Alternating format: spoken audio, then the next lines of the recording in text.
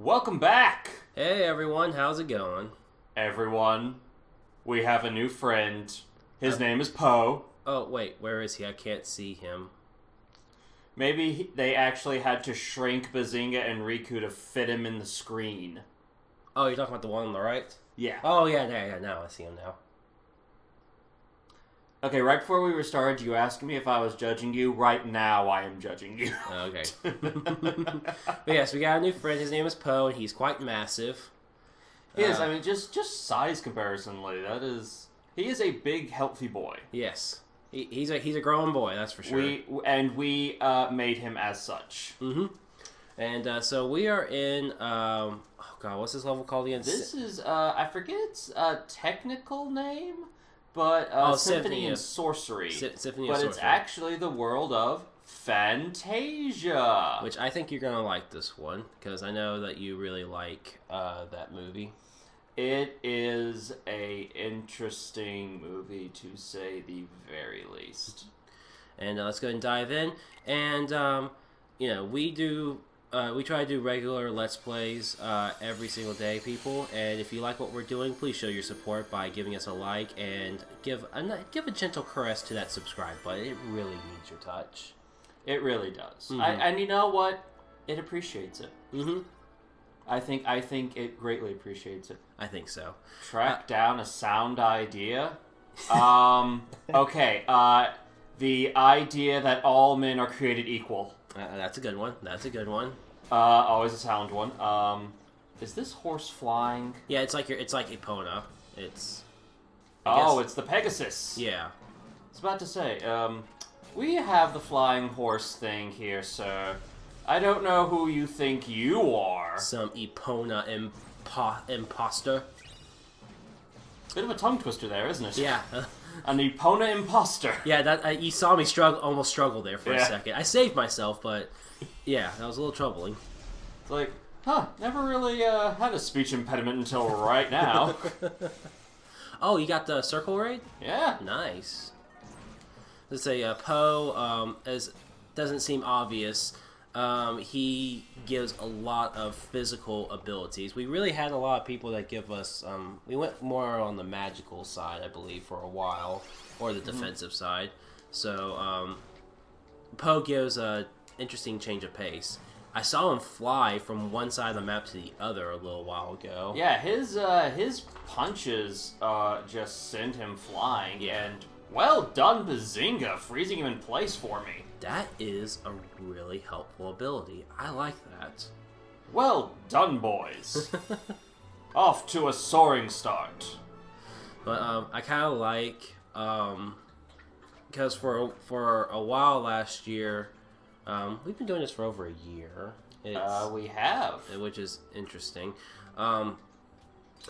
But we started off by doing 2 uploads a day, and then for a while last year because, oh, I see, it's like Guitar Hero. Try that again. Yeah. Yeah, I forgot what I was supposed to be doing here. Oh my. One more time. You got this. Oh, the dicks. Did it work that time? It did not work that time. And give it one more go? Yeah.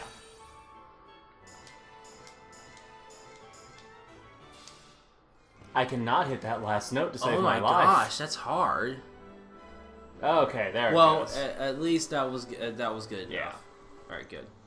But, I kind of like, because it really took us a year to really get down what we had to do, like, recording-wise. And I really like we have this slight separation because it's me and Cameron doing this series right now, and Will and Adam are playing a lot of their games, like they're doing Tomb Raider and Resident Evil 5 right now. But it's kind of interesting to see like a slight comparison with both videos, because there's like one day where we get slightly more views than they do, and then there's another day where they get more views than us. Yeah, Pudge is on the hunt for something. Pudge, what do you want? Do you want a toy? Pudge, come here. Pudge is not just a special guest anymore. He's kind of a permanent guest because he's a good boy. He is. He's currently on the hunt for something at the moment, but that's okay. He wants a bone or a chew toy, but I'm not going to give you one right now because it's too much noise. Yeah, he can't control the volume of his eating. No, I don't blame him. But now, granted, the view difference, like between like our videos uploaded daily, is anywhere from 2 to 6 videos on a good 6 views on a good day. But you know what? People are watching it. People do take the time to watch us, so that's all that really matters. And that's all we ever really wanted, was for people to take a second, give us a view. And if they like the kind of humor that we have, they kept coming back. Mm-hmm. That was all we ever really hoped for with it. I know you said this in yours and Adam's Final Fantasy X that still needs to be finished. But one goal that you would like to see is if we ever had someone animate a funny moment. Look who's back. You little bastard. It's Cameron. We meet again, Sir Toad. You're on. You're getting into this now. Cameron has an arch enemy in Kingdom Hearts. Oh yes, there is a rivalry to be sure, and I take it very seriously. I love it. It's great. Oh no, he switched out. The frog prince or king, I don't know what he would be considered, that likes to blow you a kiss a lot. He does. He really gets into the idea of having a rival. Yeah. Maybe a little too much, but hey, that's not for me to judge. Whatever floats your boat, man. We're not going to judge. If rivals is what gets you going in the morning, then you have your rivals. You are just surrounded right now, man. Jeez. Yeah, and unfortunately, they keep hitting me every time I try to cast a spell, which ticks me off. Something fierce. Yeah. Say, don't you dodge my attacks. I'm the only one who can dodge, even though I don't do it that often.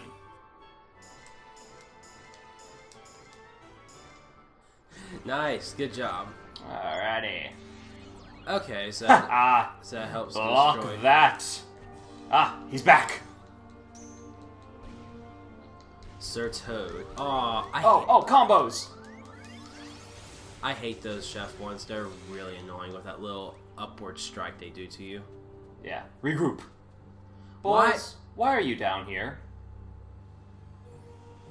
No wonder you're having such a difficult time. They're kind of a little slow on the where the enemies are at.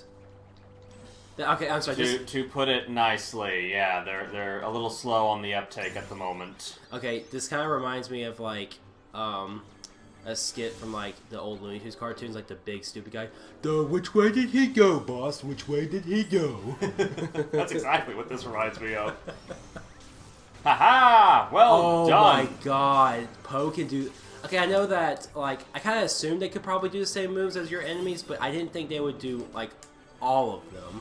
Oh yeah, I think that's like one of his base attacks. Yeah, that's really satisfying to see you have an ally that can rip the earth from the ground and use it as a, as a flattener, basically. Yeah.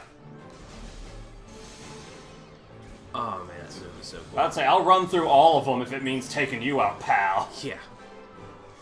You can't block them all. Oh, and what a wonderful song to do this to. I'm gonna say, this guy kind of annoys me. Now, hear me out on this. He kind of annoys me a little bit more than Demyx in Kingdom Hearts 2. Because Demyx had that annoying dance water dance thing. Yeah. But those things at least died in one hit and didn't damage you. And as long as you had a groove, you could easily defeat his dance water dance time limit thing with a few seconds to spare. This is just annoying. Yeah, and I'm trying to figure out if there's like a time limit that I have to beat him in, because I actually got further down his health bar this time before he GTFO'd. I want to say it's a set amount, but I could be completely wrong about that. Yeah. They haven't been particularly clear on the fact if I'm supposed to kill him. Do I just fight him down to a certain point for the lulls and the XP? I think it is, because he always begins around where you last left off. I mean, we could look back on our videos. Yeah, actually, he had full health this time. Yeah. So. No, he didn't. No, oh, he didn't. No, okay. he was down. What I assume was where you left him at the last time you fought him. Oh, okay. All right. Well, then at least we're making progress, and I'm sure we'll find a way to kill him eventually. Oh, look, T-Rex. It's a motherfucking T-Rex. If we could fit down... We actually have the recipe for him. I just wish we had the ingredients for him. Yeah. Oh my goodness, you are about to die. Ooh, boy. The enemies are getting quite tougher, Cameron. Oh no, I'm his chew toy. No! Down, boy. Down, down, down. Ha, you think you can overcome me? Make him float. Make him float. It's a floating T-Rex. Well, there's an idea for a toy that no one's ever had. A floating T-Rex? Yeah, the flying T-Rex. Yeah. My god, can you imagine the ultimate predator with wings? Yeah. If there's ever a flying T-Rex, I mean... Jurassic Park is done for. Yeah. But I'd say I do not care how many Chris Pratts or Sam Neils you have. You are screwed. Jurassic Park 5, T-Rexes can fly. About to say, the Raptors opening doors are going to be the least of your freaking problems. Yeah. I still love how, like, that was, like, the thing that showed that they were screwed in Jurassic Park. Was that moment that, they opened the door. And they're like, oh my god, they're learning. It's like... That would scare me too, I'm not gonna lie. It's like, okay, did you seriously think for a moment that... Great time! Did you seriously think for a moment that a creature that you yourself said earlier was a superior predator could not figure out the mechanical complexities of a door? They said that? No. Well, they said that it was a superior predator. Yeah. At the very beginning of the movie. Yeah. But I'm like, I'm confused by going. You say it's like, oh, I want that diamond. I know it's for him, but I want the diamond. You know, and they're going like, my God, they're learning. Like, really? This is the takeaway for you? It's kind of like for Jurassic World when the, what do they call the giant T-Rex again? The Artemis Rex or something like that? I do not remember. Yeah, like when the big, T-Rex taken from genes of other animals, obviously looks like a raptor, and the big shocker was that this thing was part raptor. Yeah. Really? You don't say. Your thing looked like a giant raptor from the very beginning, so I'm just saying. It's like, oh, shock, awe, amazement. It is exactly what it looks like. A giant raptor. How can this be? So so where is the Musketeers? Like, where is that supposed to take place at? As in the original story, or basically in this iteration? In this iteration, let's say. Most of the time they take place in France. Okay. I like how there's we're fighting dinosaurs in France, basically. Yeah, that is where Dumas is from. Okay. And the Musketeers are in the service of the King of France. Okay, that makes sense. For those who are wondering why I don't know that, I never read the Musketeers, so you know. Did you ever see the live action version? Nope. Oh, you are missing out then. That is a gem. Shocker! I'm a deprived child of movies. Yeah, your girlfriend has definitely upped your game on having to sit down and watch movies. Yes, so at least I am marrying a woman who has a massive movie collection that I can be thankful for, because I have the massive game collection, she has the movies. And I am going to be totally honest for a second. I thought you were about to say something completely different. What were you thinking I was gonna say, you pervert? Then you already know what I was thinking. Oh, gee, Cameron, what on earth could you have been thinking when you said, "Oh, at least I'm marrying a woman with a massive movie collection"?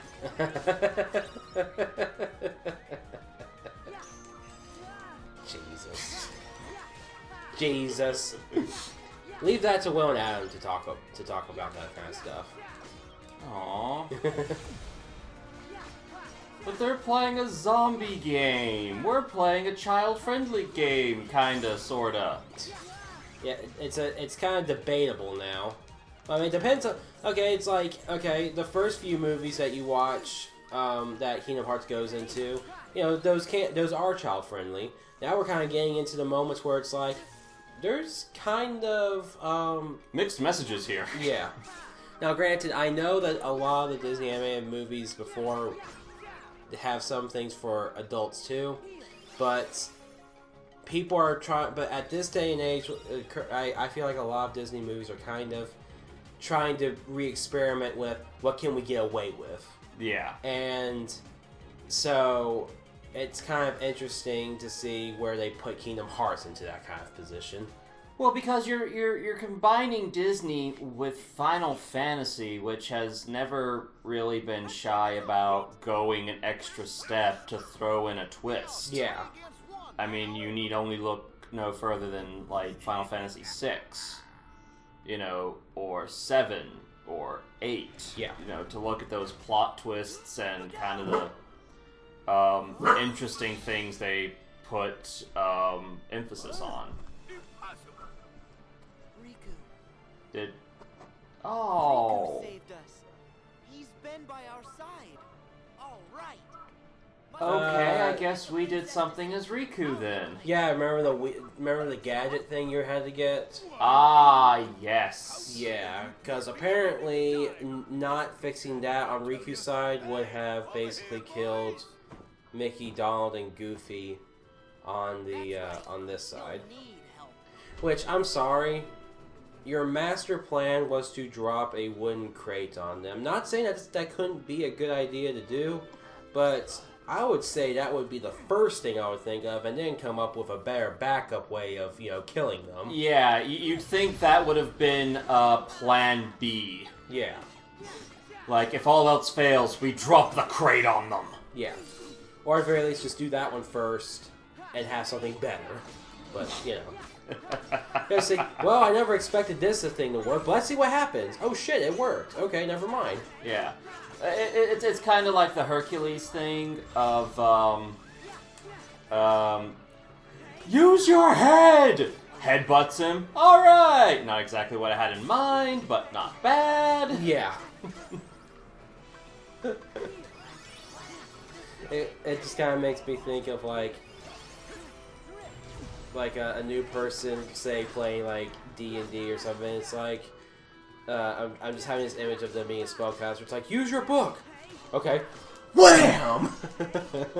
There was this wonderful animated cartoon that you showed me about Pokemon and fighting the Elite Four. Oh, yes, And it has a Slowpoke using Surf, and he takes a surfboard and hits Charizard in the head with it. It's Slowbro, yeah. It was I think it was the animators at least, but it was his original 6 Pokemon he beat the Elite Four with for the first time, I guess, in his red or blue version or whatever. And you just... Welcome back! Hey, not really as much as a welcome back as we're trying to... Pudge, this little dingus here, freaked out over the FedEx guy dropping a package. So, yeah, we're continuing this match. So, yeah, and we are currently sending Pete's little thugs, the Beagle Boys, back at him. Yep. After knocking them unconscious. Because that's the way to get around this. Yep. Ah! We use the power of comic books against you, sir. Who says comic books are a waste of time? They're very educational. Yes. Ah, so we now fight Pete. That's pretty cool. Mm-hmm. My mother works at a high school right now, and one of the teachers next to her office is actually a huge comic book fan. Mm-hmm. And he's actually worked out how to put certain comic books into his lesson plans. Really? Yeah. That's pretty so cool. he tries to incorporate them as much as he can because he's an English teacher. Mm-hmm. So he does his best to try to incorporate certain lessons that you can learn from comic books. Like he and I just like started spitballing with him one day of just certain comic books, and he's actually a really nice guy. But I had to kind of laugh at him a little bit because I would mention like certain controversial comic books. Really? And he just goes, "I refuse to discuss that." Like, it's like, dude, I'm not asking you to square to dodge. Square to dodge, Cameron. You know how to do this. There you go. That's the thing. I try, but I can't always do it. See? Okay. See, you thought I was just being lazy. I thought you were. Okay, let's give this a pause here because this is going to be longer than I expected because this is combined with another episode. It is. So let's continue this boss fight next time on 8-Bit Players. All right, later. Bye.